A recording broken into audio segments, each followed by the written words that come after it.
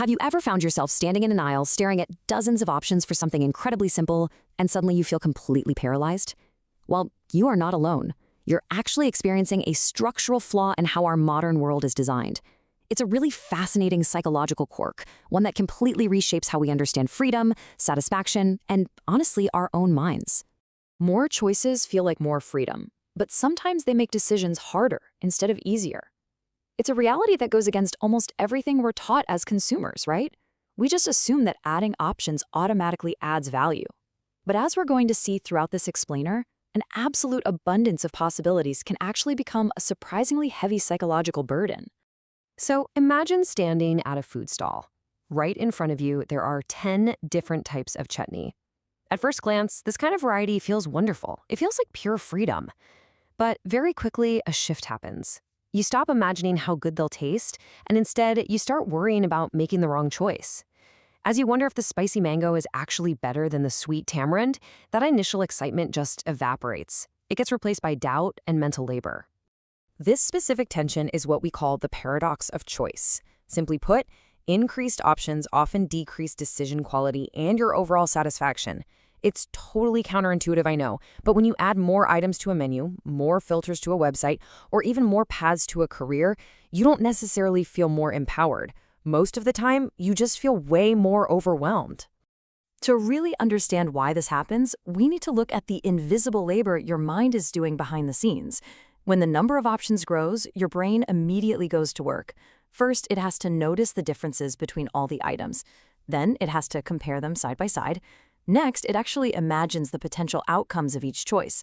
And finally, it has to tolerate the fear of missing out on a potentially better option. Every single choice demands this exact step-by-step cognitive process. We call this cognitive load. The problem isn't really the options themselves, it's the mental work they create.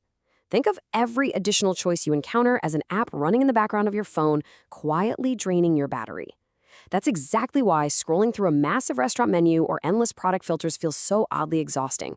The choice looks bigger, but the person making it often feels smaller. Let's use an analogy that brilliantly illustrates this mental drain. Think of trying to pick a painting for your room by holding 10 framed pictures up against the exact same wall, all at the exact same time. You can't simply admire each one, can you? Your attention just keeps bouncing frantically between them. The room starts to feel crowded and chaotic long before anything is actually chosen. Options don't sit still, they trigger a constant, demanding comparison. And this happens because our attention is finite. The mind isn't some unlimited spotlight. Imagine trying to hear one person speak in a room where 10 people are talking at once. You don't hear 10 times more useful information, you just hear more noise.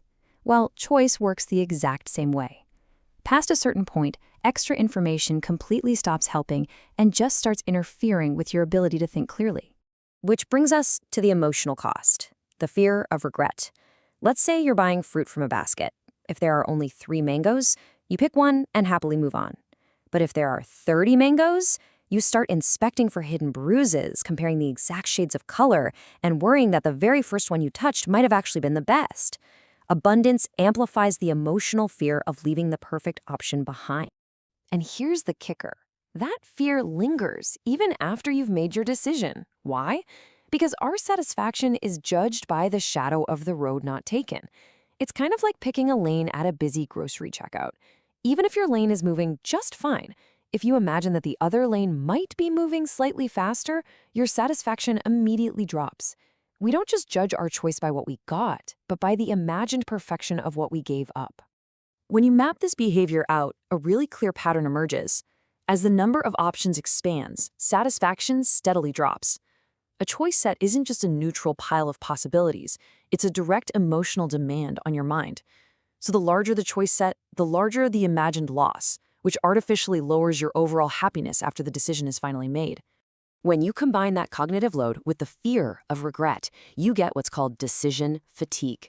Because thinking, comparing, and resisting doubt all require actual physical effort, your brain gets tired, and tired thinking changes behavior. Just like trying to edit a long document at the very end of a really full workday, your ability to see what matters just thins out.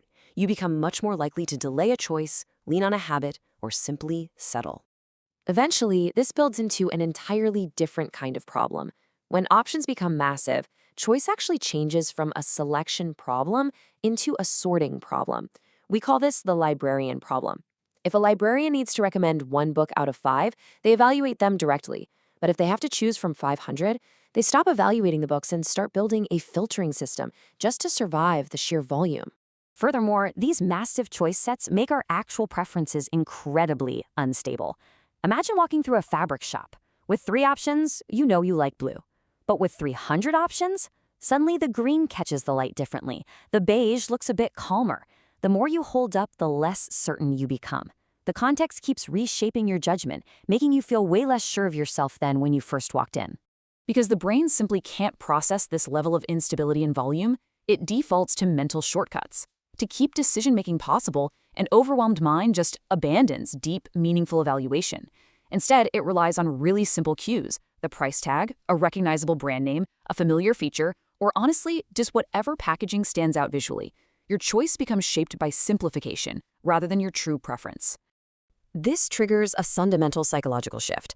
With a small choice set, the brain searches for the absolute best fit, evaluating everything deeply. But when faced with a massive choice set, a tired mind shifts gears. It abandons the search for the best and simply scans for an acceptable fit. Settling for good enough basically becomes a vital defense mechanism against total mental exhaustion. And this isn't just some abstract theory. This structural flaw is completely embedded in our everyday consumer lives. We see it in those massive restaurant menus that take 20 minutes to read. We see it in shopping apps with dozens of granular filters. We definitely experience it when scrolling through endless streaming choices for an hour without actually watching anything, and we absolutely feel it when trying to decipher complex service bundles.